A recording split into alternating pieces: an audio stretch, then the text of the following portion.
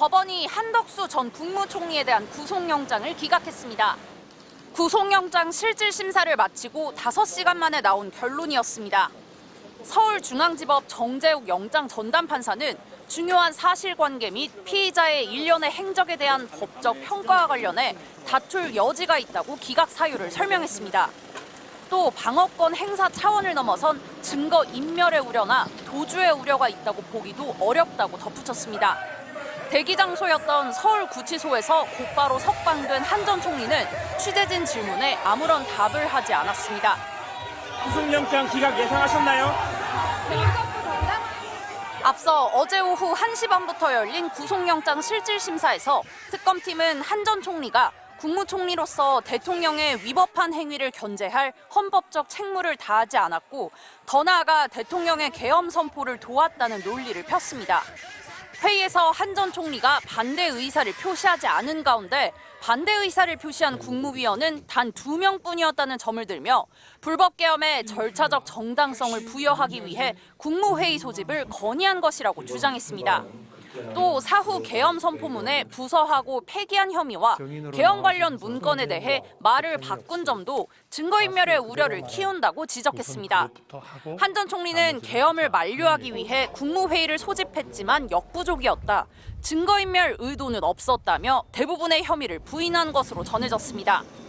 이에 대해 재판부는 한 전 총리가 윤석열 전 대통령이 내란을 일으키는 걸 방조했다는 쟁점에 대해 법적으로 다퉈볼 만한 부분이 있다고 판단한 것으로 보입니다.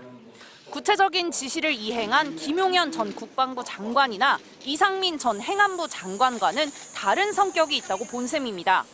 특검은 다시 구속영장을 청구하지 않고 한 전 총리를 곧바로 재판에 넘기는 방안도 검토하는 것으로 전해졌습니다. MBC 뉴스 구승우입니다.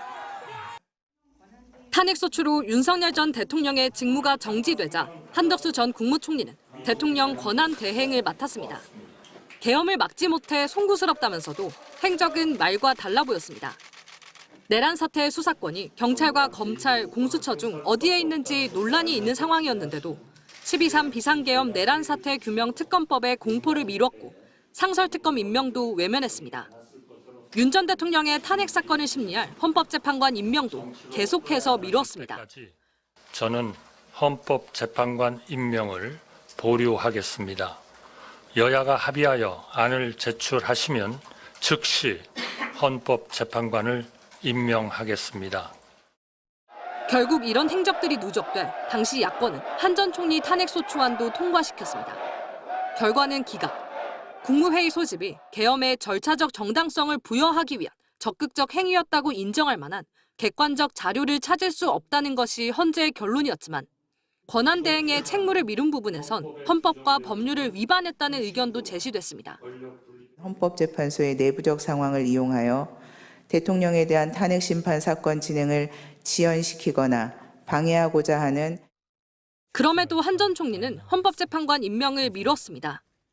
권한대행님 혹시 마흥역 재판관 임명 여부에 대해서는 혹시 이제 곧 또 뵙겠습니다. 네, 감사합니다. 윤 전 대통령이 파면되자 갑자기 윤 전 대통령의 측근 이완규 전 법제처장을 헌법재판관 후보자로 지명했습니다.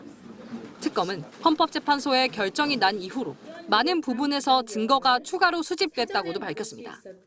특검이 대통령실 CCTV를 토대로 추궁하자 계엄 문건이 기억 안 난다던 한 전 총리가 계엄 선포문을 받아보았다고 진술을 뒤집은 점 등이 그때와는 다르다는 겁니다. 계엄 정당화하려 국무위원들 부르셨습니까? 왜 그동안 선포문 안 받았다고 거짓말하셨습니까?